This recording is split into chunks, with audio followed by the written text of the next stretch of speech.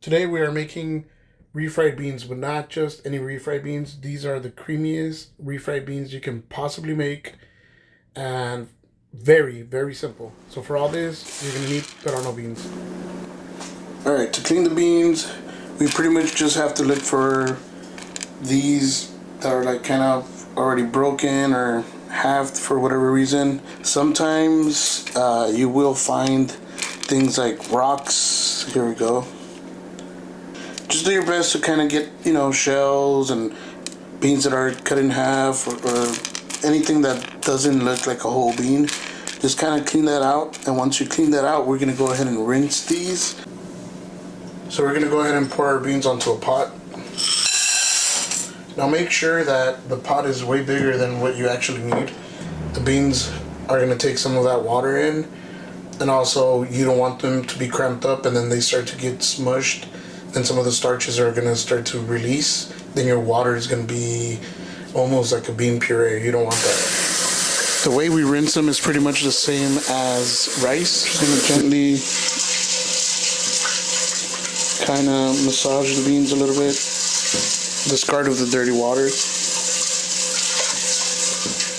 And this is a perfect opportunity to see if you missed any of the beans, or any of the beans that were kind of half, or is there any dirt or anything that floats to the surface. You pretty much get rid of it. As you can see, the water is a little bit murky, so we're going to go ahead and get rid of that.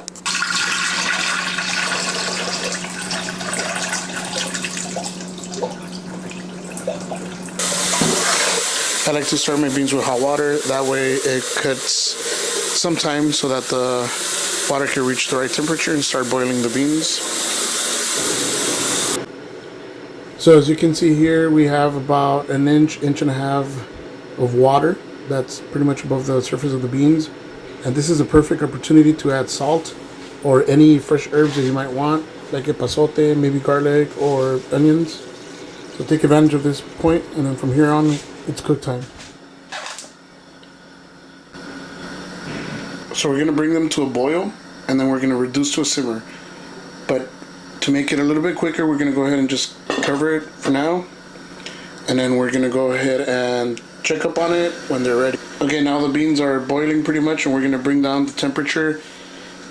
So we're gonna set this pretty much to low. There you go, and then we're gonna go ahead and cover them again. I know the liquid is fine, but if you're doubting yourself, this is the time to check. You might want to add a little bit more, but for me this is okay right now. I will come back after about 15-20 minutes and check again, and that's kind of going to be my schedule. Every 15-20 minutes, just kind of check the water level. Alright, it's been about an hour. I've checked it a couple times. The beans seem like they're ready. How do you know? Well, you take a spoonful, and they call it the 3-bean test. So the idea is that you grab a bean from 3 different parts of the pot, and if they're all soft, like they are, then you know they're ready. So let's go ahead and make the best creamy refried beans you've ever made. Alright, so to do your refried beans, obviously you need a pan. The bigger the better for me. Always, you want space when cooking. You could go smaller, it depends on the amount of beans you're gonna make. So we're gonna go ahead and melt some lard.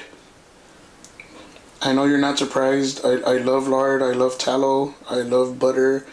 I will give those fats a preference over oil anytime. I think oil you can use in some occasions, but for the most part, I like lard and beef tallow.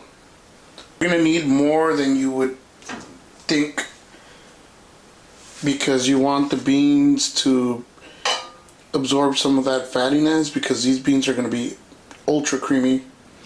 And then we're gonna use the bean broth to kind of help them out a little bit. Alright, how do you know the lard is ready? As you can hear, it's telling you it's ready. So we're gonna go ahead and add 1 tortilla. gonna fry it, gonna make a tostada real quick. We're adding on flavor. Believe it or not, this kind of helps the fat get a little bit of flavor. Let's add another one.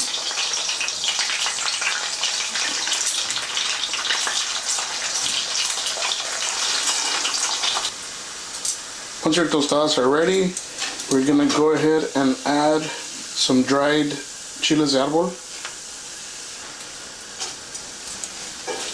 Again, same idea, we're adding flavor. Now these, we're not gonna let go for too long because they're already charred a bit, so you don't wanna overdo it. Once they puff up like this, they are also ready. And we're gonna add these back to the beans, you'll see. Now for this step, I highly suggest you turn off your flame, and it's gonna get pretty messy. So you're gonna add the beans with as little liquid as possible, and as you add the beans, you might want to use a pan cover or some kind of cover or top to avoid all the splatter that's about to happen.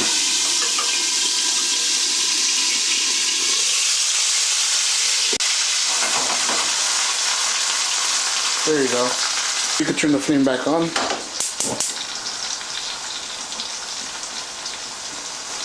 We're gonna add some of the liquid.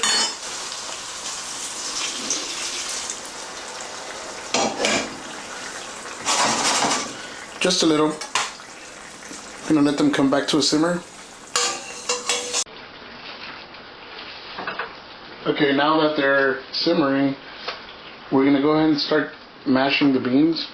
And you could mash them as much as you want or as little as you want. Some people like them pureed 100%, and if you want that, you can actually do this in a blender. But I like the more rustic feel to them. I like to feel that I'm eating, you know, beans. I don't want a puree.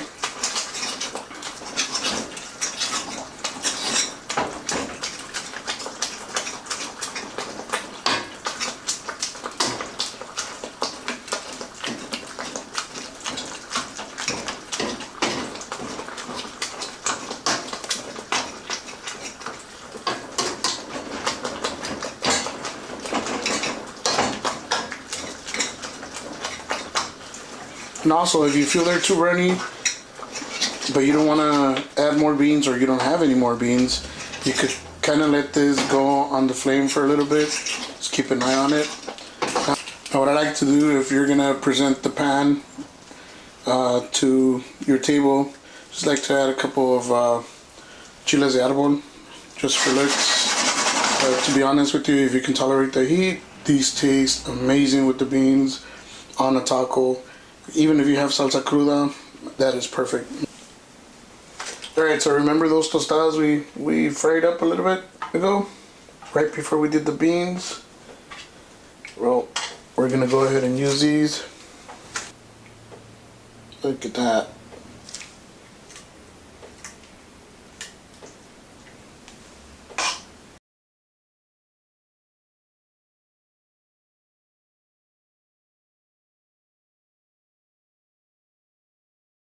Some fresh serrano.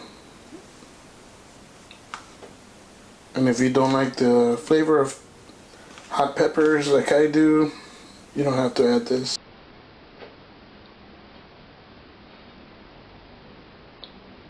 The creamiest refried beans you will ever make, guaranteed.